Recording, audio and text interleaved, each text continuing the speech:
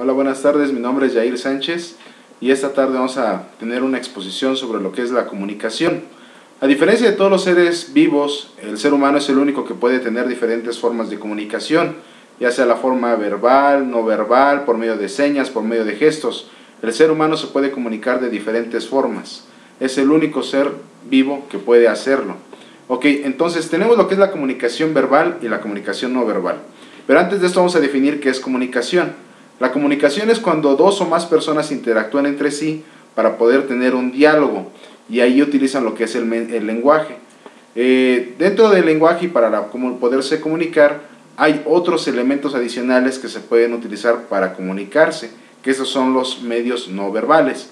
Ahora, para saber lo que es un medio verbal y un medio no verbal, vamos a ver las diferencias. Comunicación verbal es el uso de las palabras para la interacción, el lenguaje expresando, pues ahora sí que todo el diálogo de una forma escrita o hablada.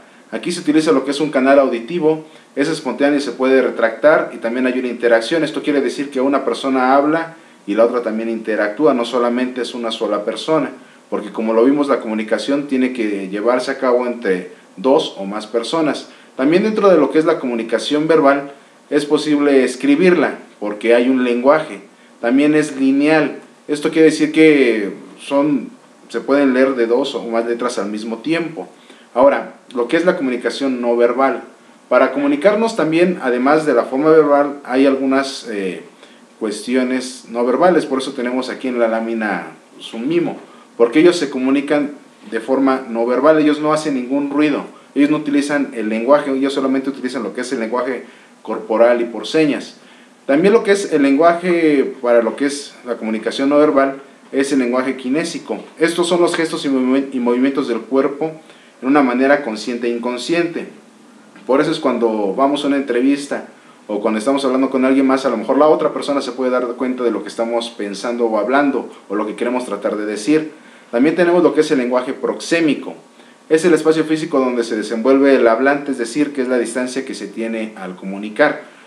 Es la forma y el tipo de lenguaje con el cual nosotros estamos interactuando con la otra persona. También tenemos lo que es el lenguaje icónico.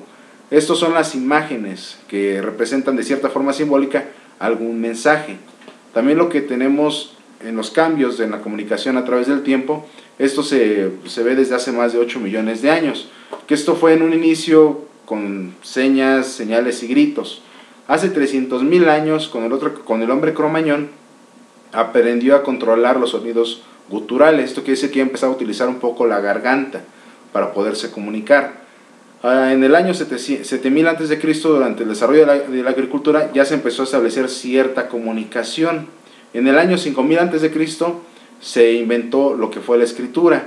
En el año 430 y 440 a.C., los romanos ya empezaron a utilizar objetos y empezaron a poder utilizar en algunos lugares donde ellos podían plasmar lo que ellos escribían. Y si no, fue que hasta 1440, cuando Gutenberg inventó lo que fue la imprenta, una imprenta muy rudimentaria, pero ya podía expresar en algún papel lo que se quería escribir. También en 1826 se inventó lo que fue la fotografía. Este nacimiento de este invento fue donde la sociedad se encontró casi a la llegada de la sociedad y de la industria. En 1876 Graham Bell inventó patentó lo que fue el teléfono. Esto fue un gran avance para lo que fue la comunicación, porque se podían comunicar las personas ya oralmente. A lo mejor no podía yo ver a la otra persona, pero ya se podía escuchar. En 1936 se muestra en cine la primera película de Charles Chaplin, que se llama Tiempos. Aquí es una película muda donde solamente hay gestos, movimientos, pero no hay sonido.